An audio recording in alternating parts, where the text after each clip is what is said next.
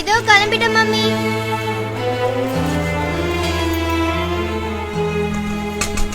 சீக்கிரம் கிளம்ப மாட்டீங்களா? ராதிகா, நெஞ்சு கறிக்குதுமா, கொஞ்சம் வெந்நீர் வச்சு கொடுத்துட்டு போமா.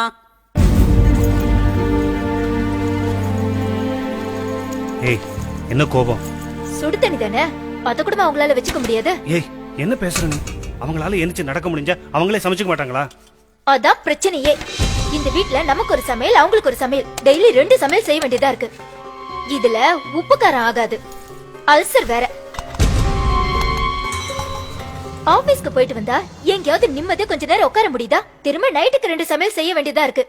என்னைக்காவது ஒரு நாள் நிம்மதியா நைட்டு தூங்கிருக்கேனா?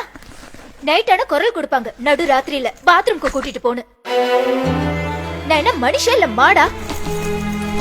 ஒண்ணு இந்த வீட்ல உங்க அம்மா இருக்கணும், இல்ல நான் இருக்கணும். என்னைக்குள்ள ஒரு நல்ல முடிவெடுங்க.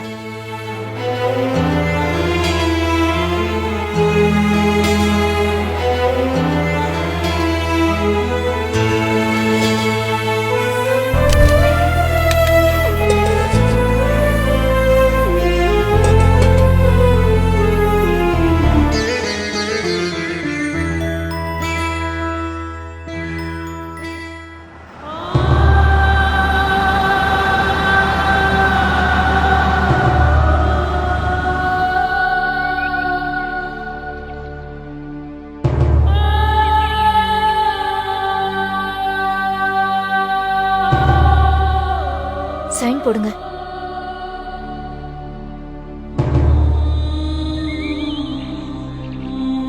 அம்மா, நீ ஒன்றும் கவலைப்படாதம்மா. நம்ம வீடு மாதிரியே எங்கேயும் எல்லா வசதியும் இருக்கும்மா. நம்ம வீட்டில் தான் நீ தனியா இருந்த. இங்க உனக்கு பேச்சு துணைக்கு நிறைய பேர் இருக்காங்கம்மா. இங்க உனக்கேத்த மாதிரி சமைச்சு போடுவாங்கம்மா. கூப்பிட்ட குரலுக்கு ஒன்ன பாத்ரூம்க்கு கூட்டிட்டு போவாங்கம்மா. நாங்களும் அப்பப்போ வந்து பாத்துக்கிறோம்மா. கிளம்புங்க. பாட்டிக்கு டாட்டா சொல்லிட்டு வாங்க. சீக்கிரம் வாங்க.